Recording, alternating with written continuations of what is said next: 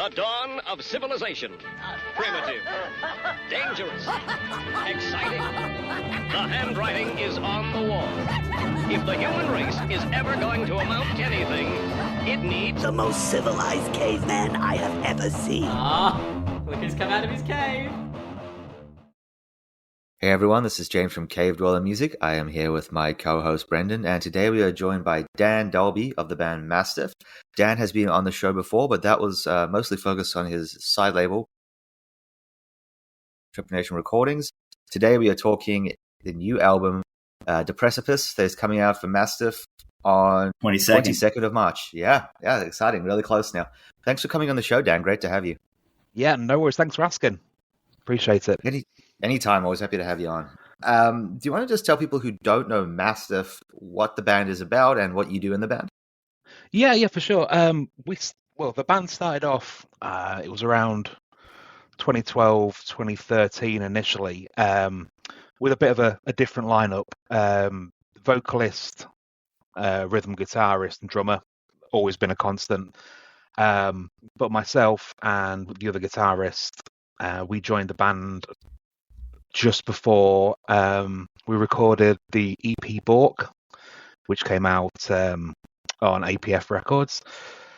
Since then, we did another album that came out on the same label called Plague. And then we had the opportunity to sign with, what was initially E1, but then they changed names to MNRK Heavy. So our album Leave Me the Ashes of the Earth came out on that one.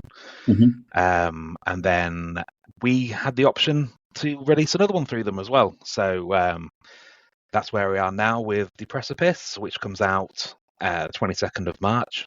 I play bass in the band and also do general noisy stuff on record as well. But yeah, that's kind of a brief history of the band. We're from Hull in the east of the UK. It's a little fishing village, fishing city, I suppose I should say. Very important docks back in the day. And it was also quite heavily bombed in World War II. Wow. Interesting. We just actually talked to someone about what is in Rotterdam.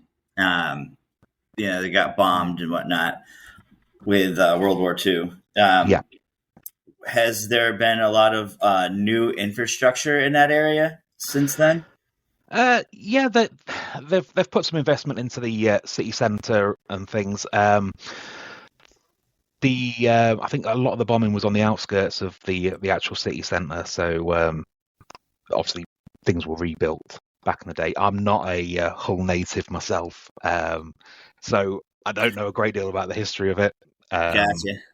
But yeah, I think it was because of the docks and the like. It was a fairly important place in the UK, and it was targeted during the war. So it's an interesting place. It always gets voted quite high up on the worst places to live in the UK. But it's not that bad.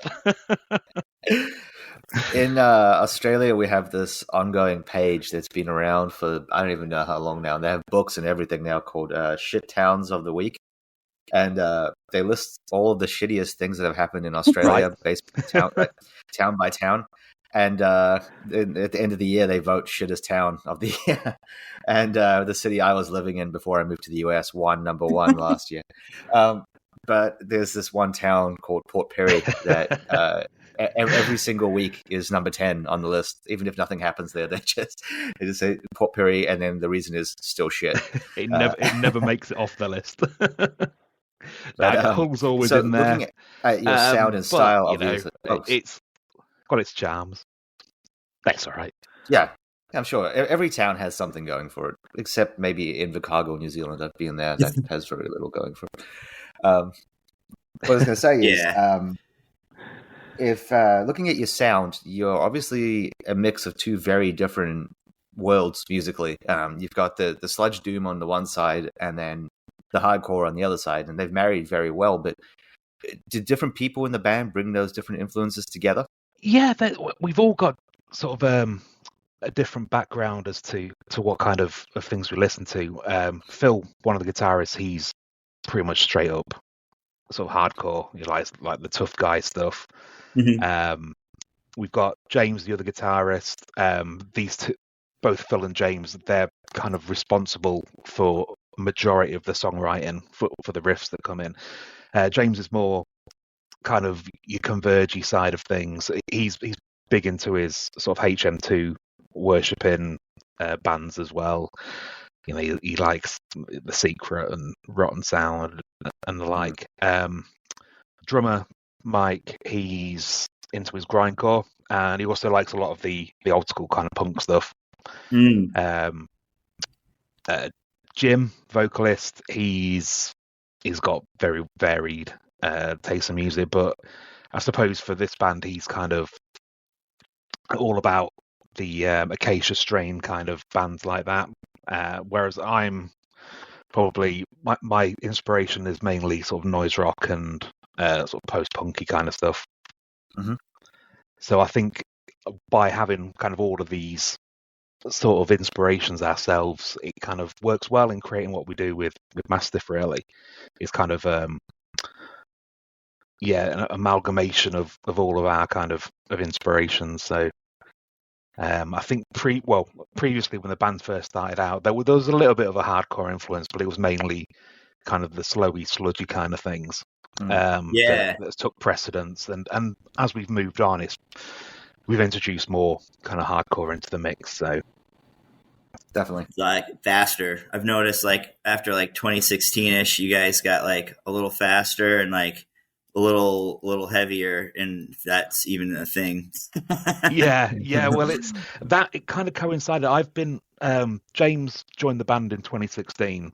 I joined the band sort of early 2017, and it's kind of from then it's kind of where our kind of inspirations and influences started sort of coming into the mix as well. So it kind of, with Rank, the first album that was released, it was kind of very much the initial formation of the band, and the other members that were currently in there's influences into it as well, and it kind of pushed it on a little bit more when me and James joined. So yeah, 2019's album Plague was like really great. It was so good. That was the first album I heard from you guys, and now that I'm like looking back at it, I'm like, you guys, did you predict the pandemic and stuff? Like, I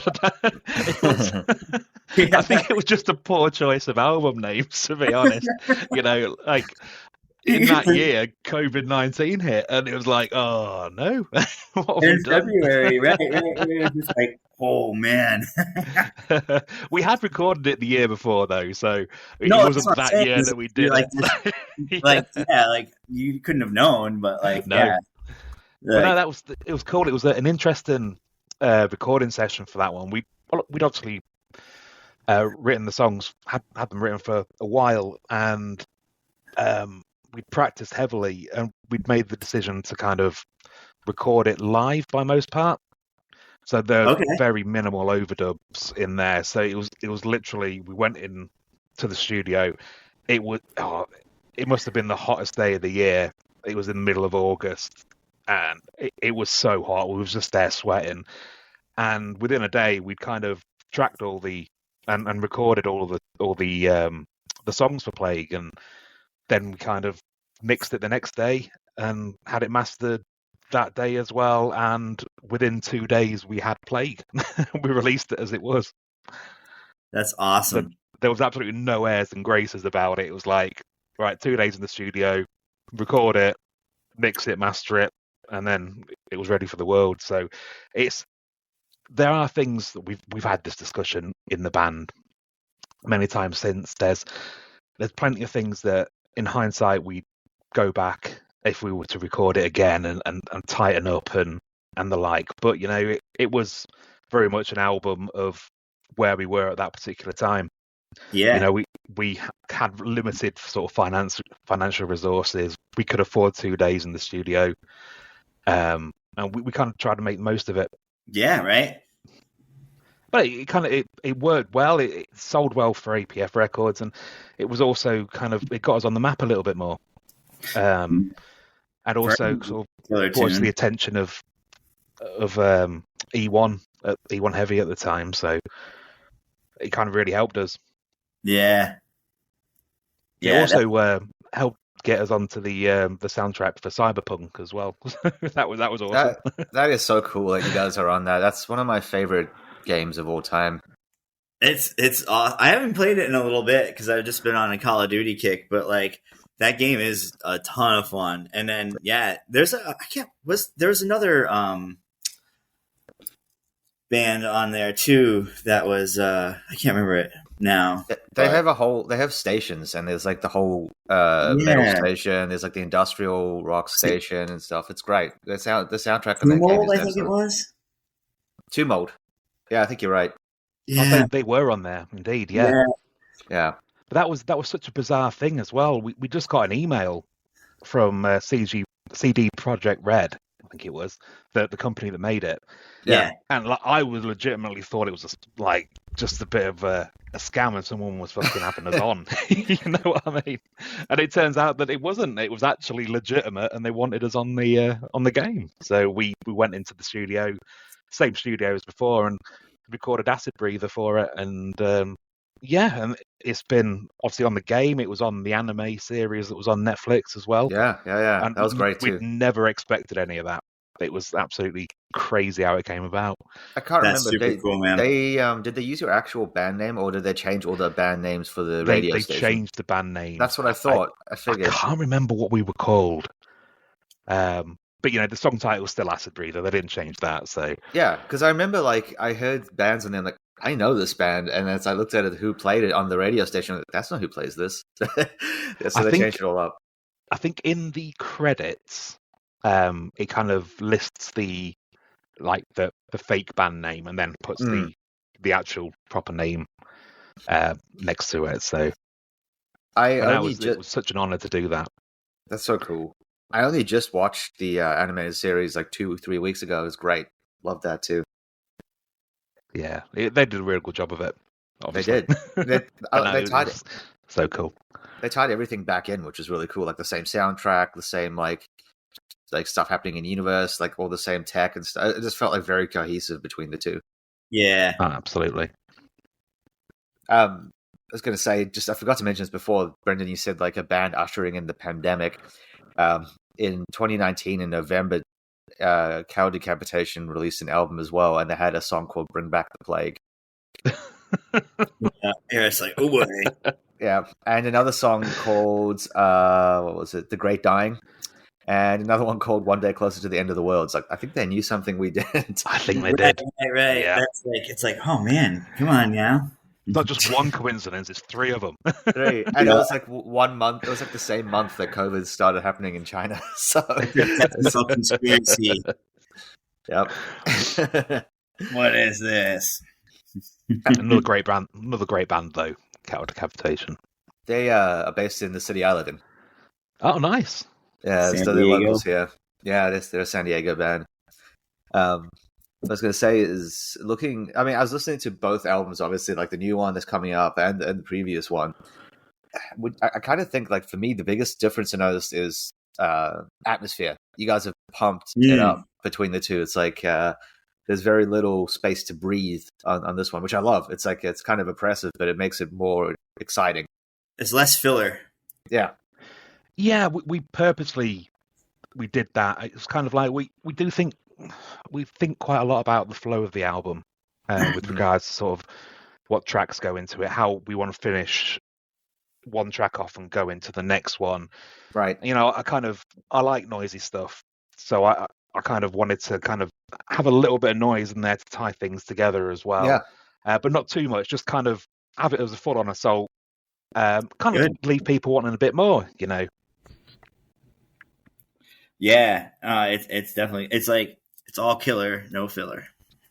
Oh, well, thank you very much. This was probably the longest we've spent writing the songs, and it was also the longest we'd spent in the recording studio as well.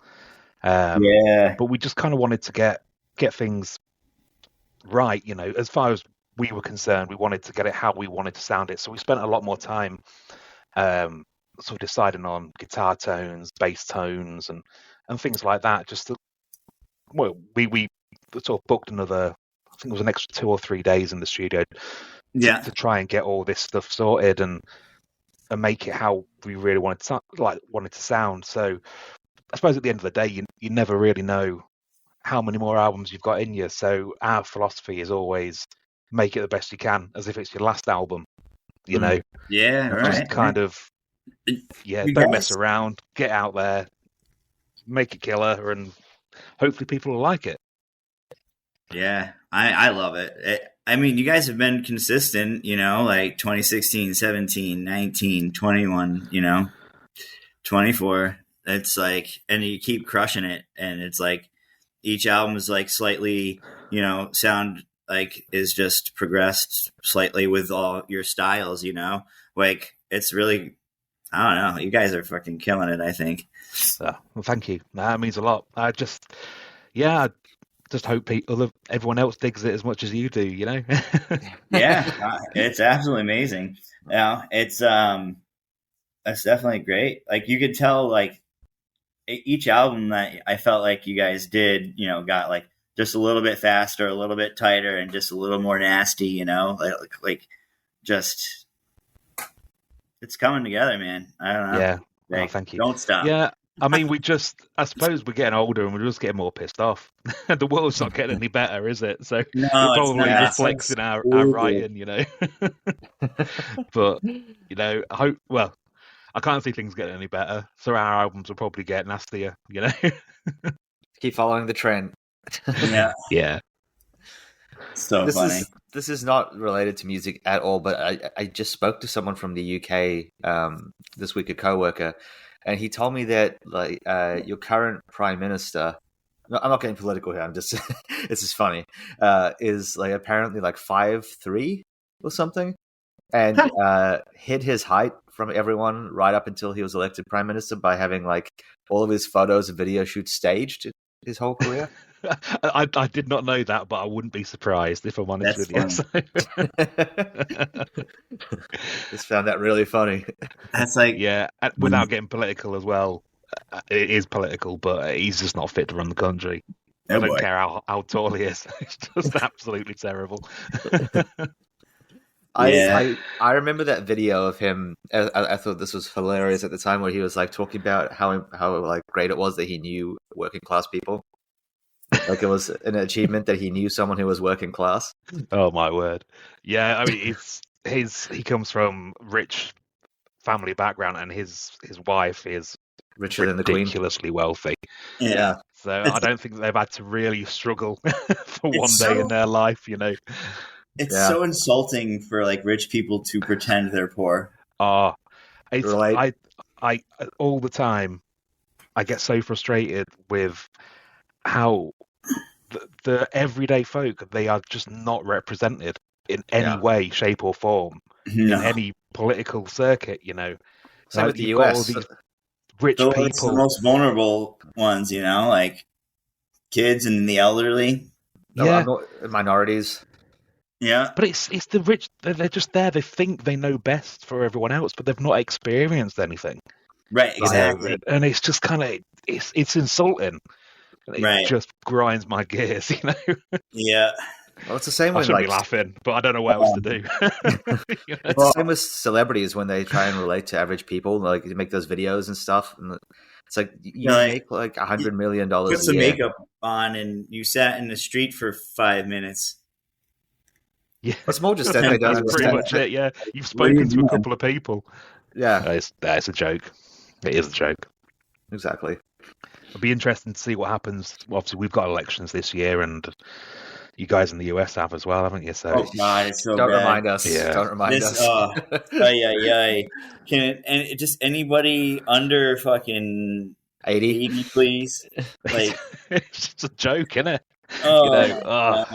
Like we had some brilliant people kind of up there, kind of debating, and and now they're just gone because The I party's don't supporting. even fucking know why. I don't even fucking know why. They're Yeah. just all like, "Yep, we're out, we're out, we're out." You know what I mean? And like, there was some people in there that I was like, "Wow, I've never thought I'd say I'd like this person is making some sense right now." You know what I mean? And then it's like, whew.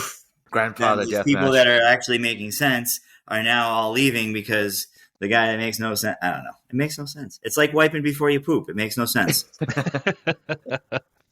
Brendan, Yeah, that is the description of the U.S. political system right now. Yeah, it's like wiping They're before you crazy poop. times. I'm fighting Scary for though, fucking isn't Lebowski, bro. it?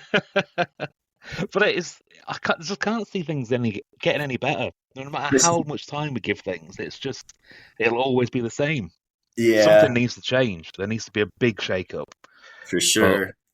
They tried it and it went the wrong way. Yeah, true. Well, I got a question that's a little less dreary here. Who's the massive Taylor Swift fan? That'll be Jim. Yeah. Yeah. I think he goes to.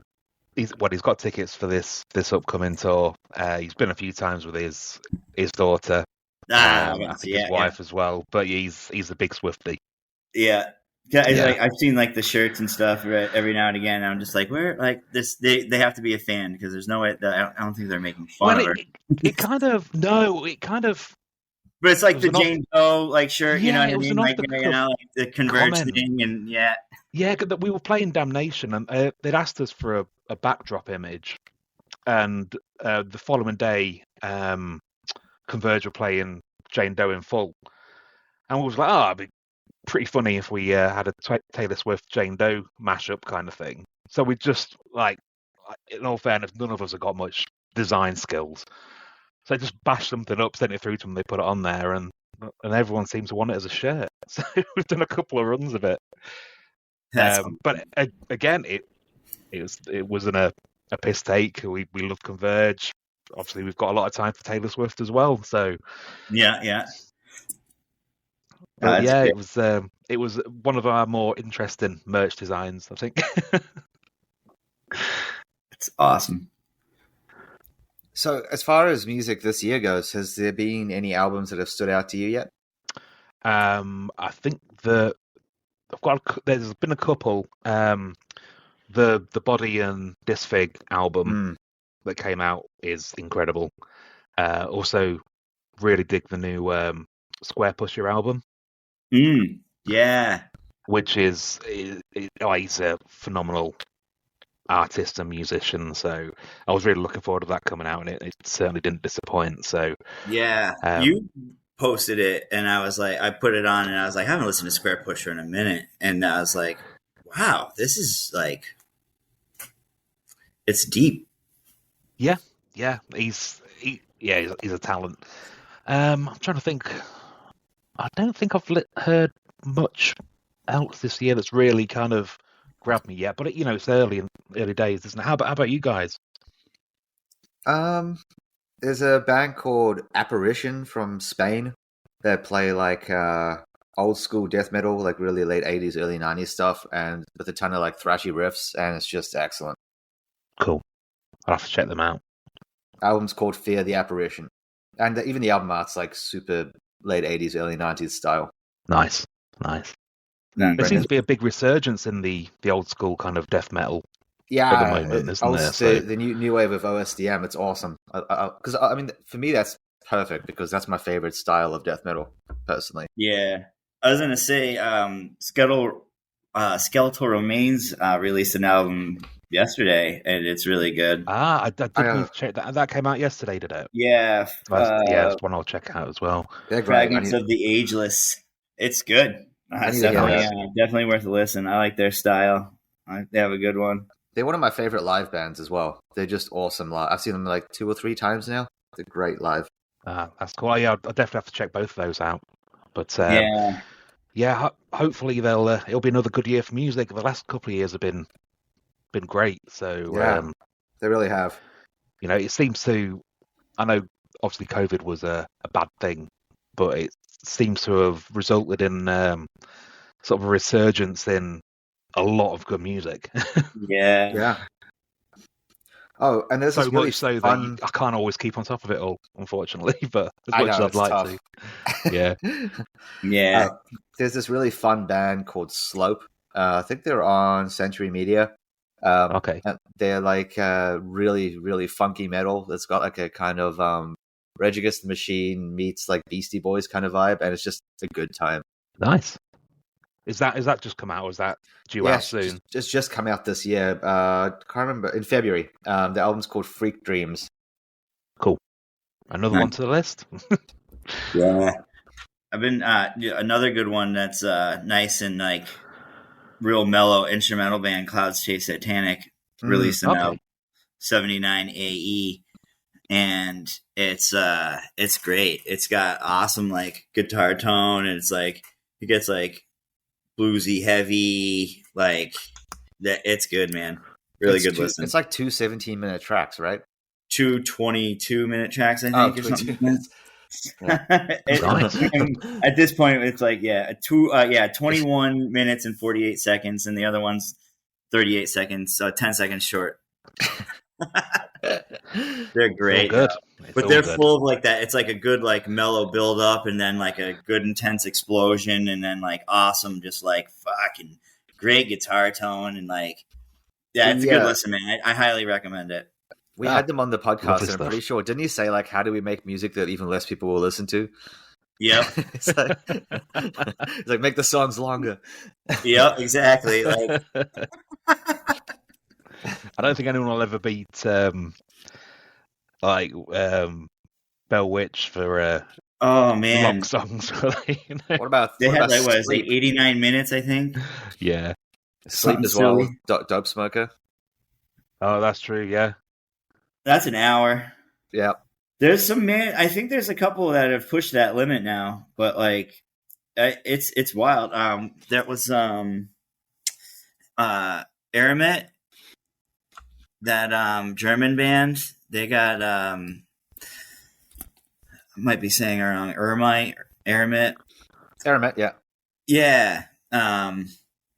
Like their whole thing is about like this like travel or whatever. They have like this saga story going on, and it's like, but each song is like they'll play a riff for like an hour and it doesn't get boring. So like how they do that. That's a talent though, isn't it? You know. Yeah. It's proper songwriting talent. Yeah, it's really good. It's just a trio, I think. That's cool. And it's heavy. They get heavy. We covered one album in 2021. I just remembered this. That was 100 tracks and 24 hours long. Oof.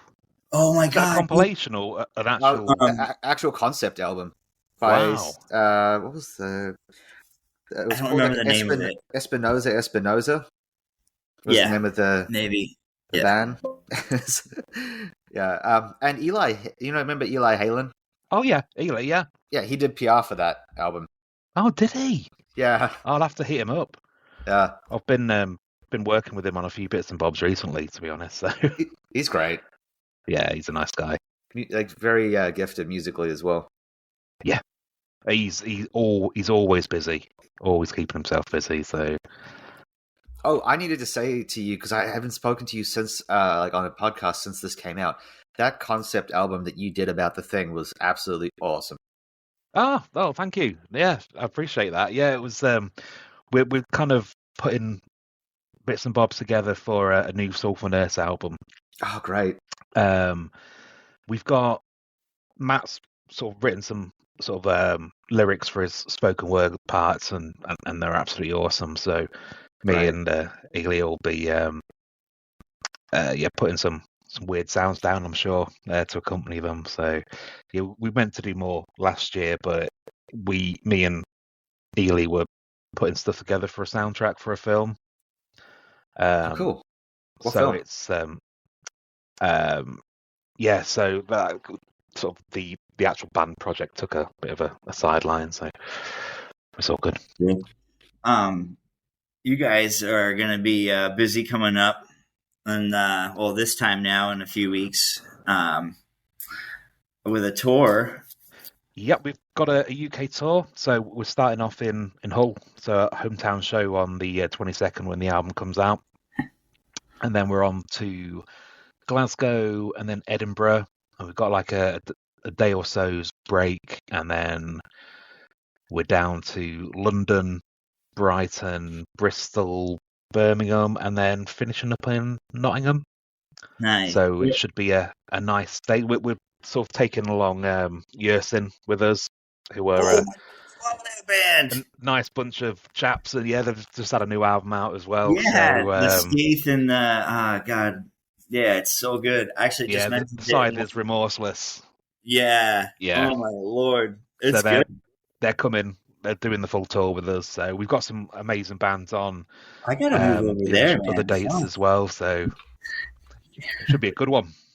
You guys got some sick fucking shows over there. All right, so get that to come over here, please. Yeah, that would be nice. We'd love to. That'd be a sick show, man. Is that the whole time, or? Yeah, they're playing with us for the full tour.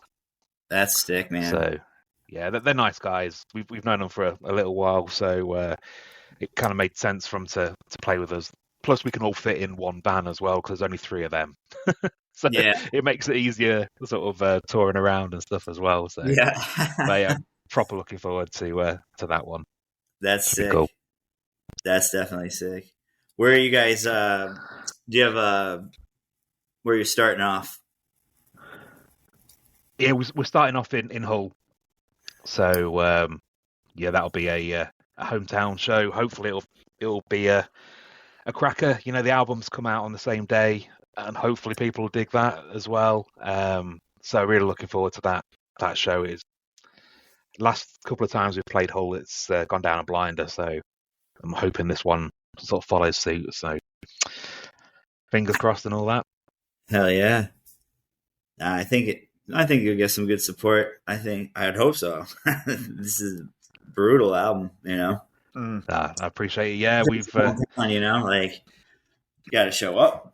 Yeah, hopefully last gig we played, we had some stage divers, which was the first that we've had ever. So nice. That was interesting. But now we're looking forward to taking this album out, and we're just hoping that it resonates with people. Hell yeah! I think that will happen for sure. That's awesome. We put sort of a lot of ourselves into this one. It was a lot harder writing it than anything else we'd done before. We just wanted it to be as good as we possibly could make it. It was the first time we've kind of had special guests on things. So we had Rob. We've got Rob from Yersin doing a guitar solo on one track, and Harry from the band Burner doing vocals on one of the singles we've released, and lucky enough to have Ethan from Primitive Man doing some vocals on the track as well. Yeah, which is cool. He's an absolutely amazing musician as well. So yeah, I'm just you guys really pleased. Make noise.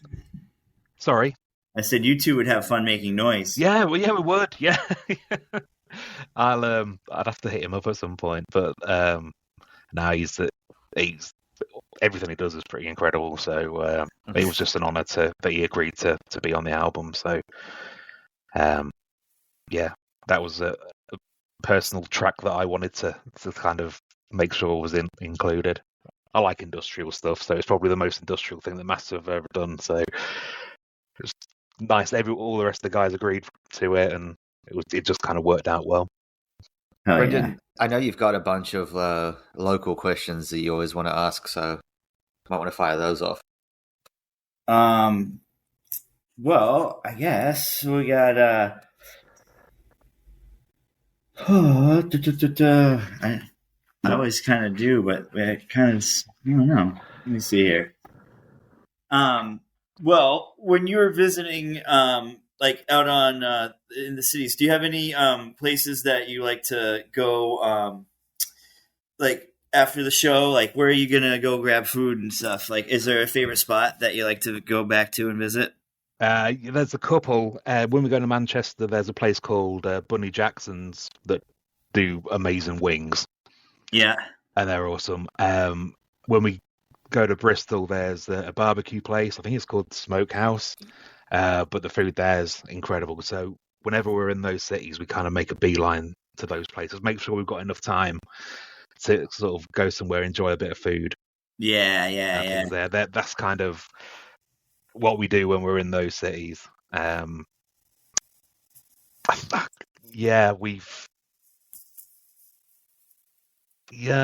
not really, we've not found anywhere else that's kind of been a must-go-to destination in the other places, but always open to recommendations. Yeah.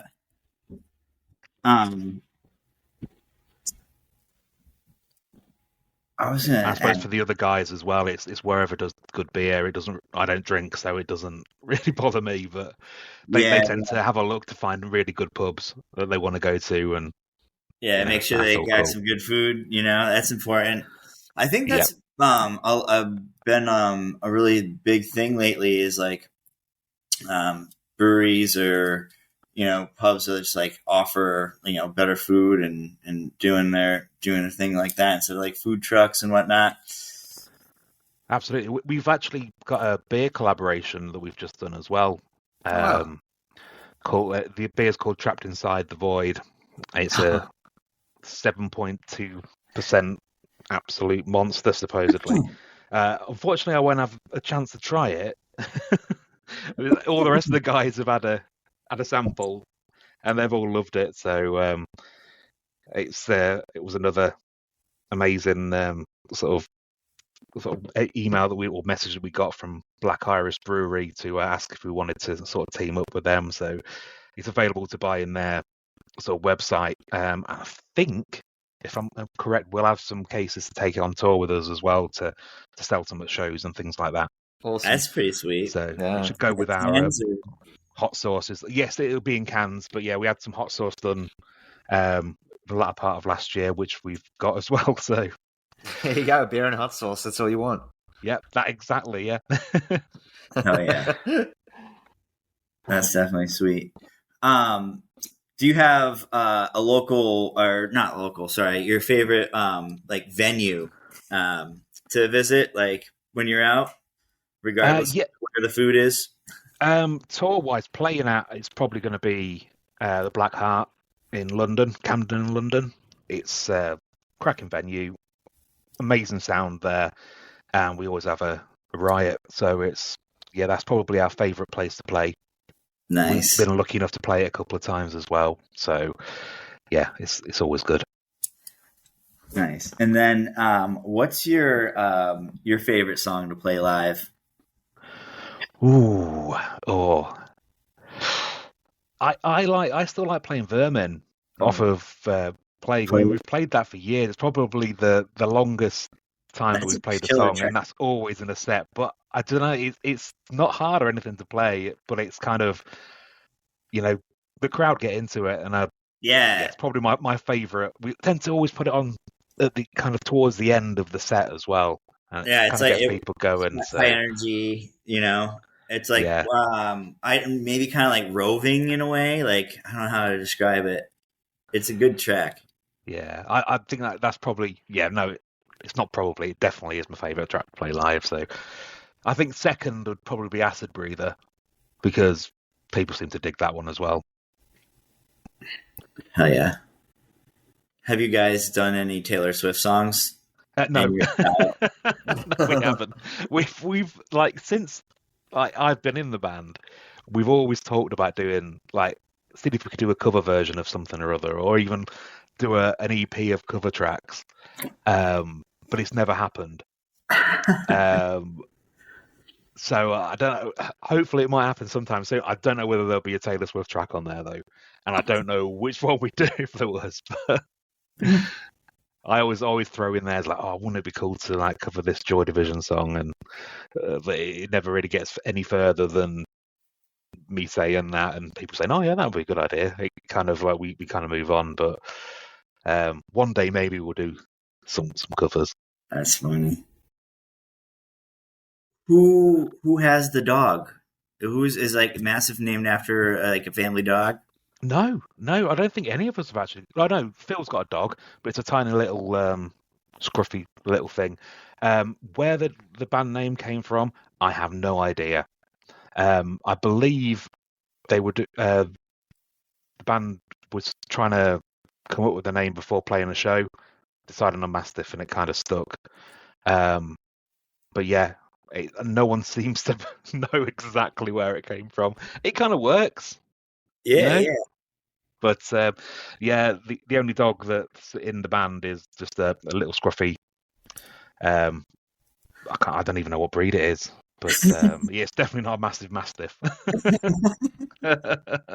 That's awesome. I think there's plenty of cats in the households in the band, but yeah, no big dogs. Well, I've just got 2 questions left for you, really. Then, first one's not music related. Just wanted to ask you about this while I have you on the show. But have you kind of felt like this year so far has been kind of lacking for horror movie releases? Good ones, yeah. Yeah, I have so far. I haven't found anything really good so far since like end of last year. No, it seems to have been a bit of a weird one at the beginning of the year. I don't know whether they're trying to hold off the good ones until later on. But yes, there's not been that many. I did go and not horror obviously, but I went to watch Dune 2 yesterday, and amazing. It was so good. Yeah, such a good film. One of the best movies I've seen in a long time. Yeah, absolutely. But horror wise, no, it's been pretty dismal, to be perfectly honest. Even Shudder, pick up. But... even Shudder's not added much worth watching the last 2 or 3 months. I keep checking it. Me too. Subscribed to Shudder, but it's been really sparse with they keep adding a lot of sort of older stuff. Yep. But nothing new. Yes. Because normally, I don't know whether you always get like. What was that? Real life is horror enough. I was going to say real life. Pretty much. Yeah, normally though they add like at least 1 or 2 decent like indie things like per month, but I just haven't found anything. Yeah, it's been slow. I'm just hoping that it picks up. I think it might. You need horror films. It's good a outlet, isn't it? To release, and it's a shame that when they don't come along as often as they really should. But hopefully, fingers crossed towards the end of the year. Last year was really good. Like the second half of last year in particular, there was like a ton of great stuff that came out. Yeah, it was a good year last year. Yeah. So I'm just hoping that it turns out to be a good year this year as well. But yeah, I know there's been a few at the cinemas, and was it Night Swim that was kind of out. That's so dumb. And then there's Imaginary. I think that's come out as well, but nothing that's really scary. Yeah. Nothing really scary or genuinely dark. But I'm hoping it's the studio shutdown may have affected it, which is why I was thinking maybe the Hollywood strike affected it. So maybe we'll get stuff later in the year that they need time to catch up to finish production. I don't know. Yeah, it would be nice, but I do love a good horror. I just hope there's some good horror out this year. A24 has really been stepping up its game the last few years. Like last year, they did so much like genuinely excellent stuff. They're a great studio. Went to see the Iron Claw a couple of weeks back. Oh, it was really good. Yeah, it was really good. It was kind of one of them after watching sort of Dark Side of the Ring. The Von Erich's story kind of really stuck with me about how tragic it actually was. So it was really interesting to see sort of a big screen sort of adaptation of their kind of story, even though obviously there were bits that missing, like one brother. Right. But no, it was a really good film. I would definitely recommend. Okay, I hope like even if you're not into wrestling, it's worth watching. Yeah, I'm not a big wrestling fan. Okay. I used to be when I was a kid. But it's kind of I've always found wrestling interesting. Whilst I don't really watch it, it's kind of like the amount of effort and the amount it takes out of somebody. It's a brutal business. Oh yes, and it's kind of always kind of interested me on that aspect and how people just sort of give their whole life. Yeah, to wrestling. The wrestlers are the product, so they're just basically viewed as. Well, right, that's it. Yeah, I was about to say is like that's like the thing is like that's what they're selling is themselves. Mm-hmm. Yeah, and they give it everything, don't they? Yeah. And I think sometimes it does just take over their life. They have nothing else apart Some from Elvis wrestling. syndrome. It's interesting. Yeah. There's another one coming out from them about bodybuilders. Did you see the trailer for that one? Oh, is that the one with Kirsten Stewart? Or Kristen Stewart, yeah, she got absolutely Stewart, yeah. jacked for it. There was a trailer for that on before the Iron Claw. Actually, it did look good. I think that's out. I think that's out now. Cam's out this week or something. Right, we might get it a little bit later than you guys. Oh, we'll right. Always have to wait for films. Yeah. So movies aside, I have one last question for you. Okay. Which is, it's a hypothetical. If you were stranded on a desert island with nothing but a solar-powered Discman and only 3 CDs to listen to on repeat until you were rescued, what would you want to have? Okay. I would probably go for Meantime by Helmet. Okay. Love that album. Oh, now you're asking. Probably Unknown Pleasures by Joy Division as well. Okay. And Tarot Sport by Fuck Buttons. I don't know that one. Yeah, they were a UK sort of electronic duo. But yeah, it's one of the guys went on to be Blank Mass. Okay.